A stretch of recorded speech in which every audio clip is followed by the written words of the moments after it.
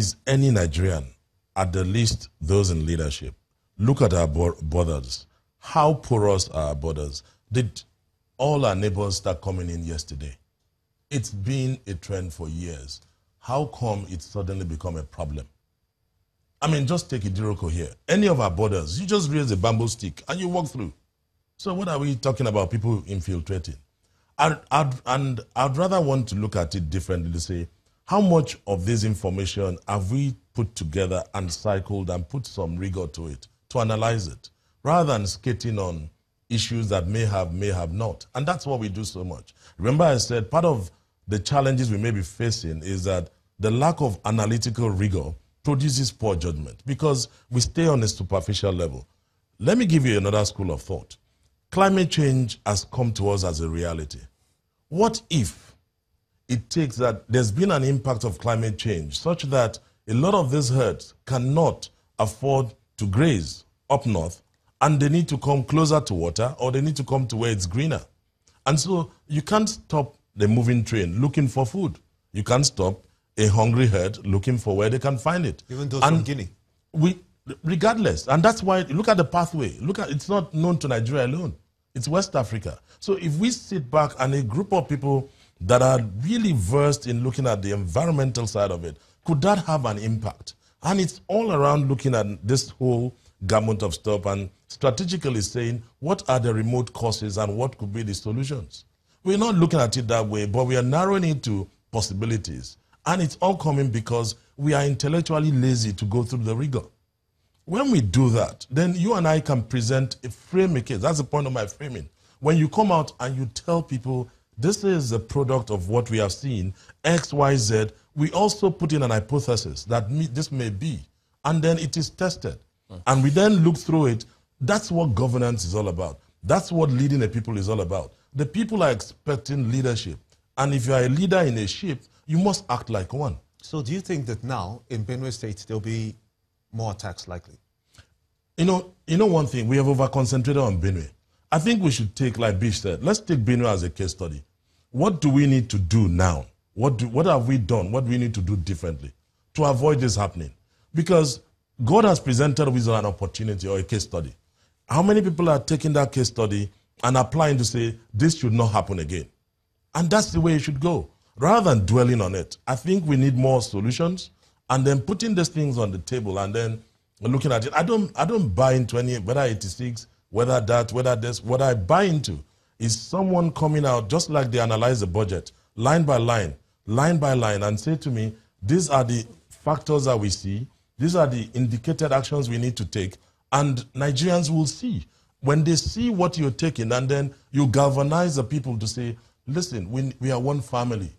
Like you always said, you're all sitting here, I don't know what tribe, I don't care about tribe, I don't care about religion. What I care about is that you're a man that is created by God, and I must respect you. And we must live together as brothers and sisters, regardless of our descent. Take out all these things about state of origin. Take out, I've said it to you on this set before, I don't know why we are still sitting down state. If you ask me, what state would you say I'm from? I think that the reform report by the APC is also addressing that as one of the issues to be taken out of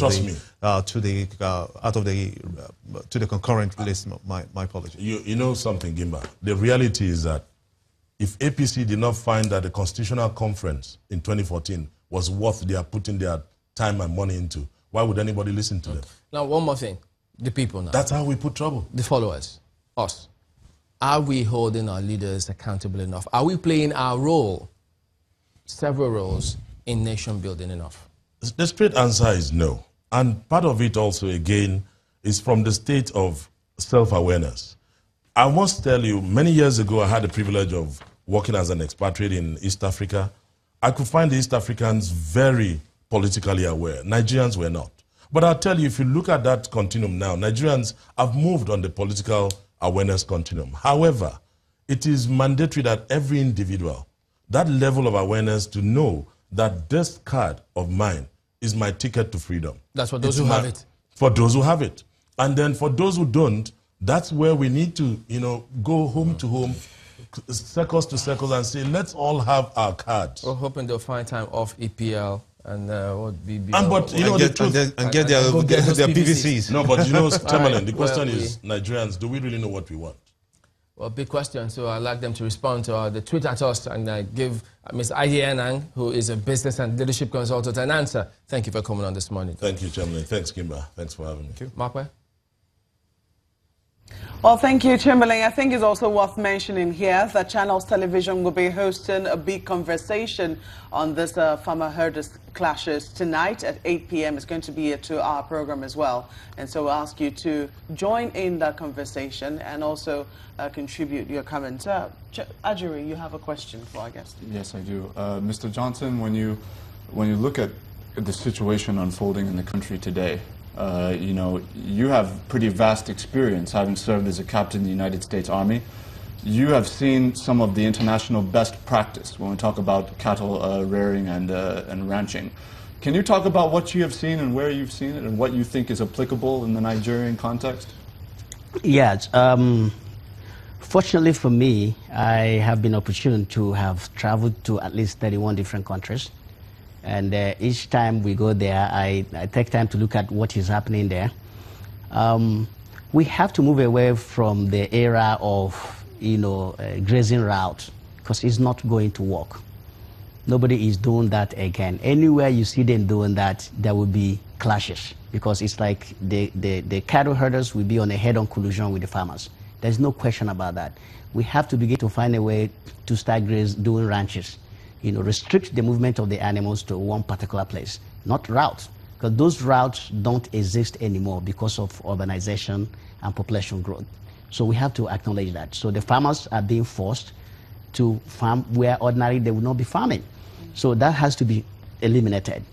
Now, there are also some countries, for example, Ecuador, Colombia, where they do livestock tagging. Yeah, every livestock has to have some kind of identification number. It's a business. Just like if you want to do business now, you have to go and register with CAC and get a registration number that is unique to you, and with all your information. If they need you, they can track you down. We have to do something like that. Because there are people who own 500, 1,000 cattle. It's a huge business. Why are you not registered with CAC? You register with CAC, they give you an identification number, you take the identification number and you use an indelible ink and stamp them on every of your livestock, because it will help you. If your livestock is stolen, it's easier for it to be identified, just like we do with cars. Captain Bish Johnson, we have to thank you most kindly for coming on Sunrise Daily. Here's a former captain with the U.S. Army and Navy, Sunrise Daily. We'll continue in just a moment. Please stay with us. Thank you.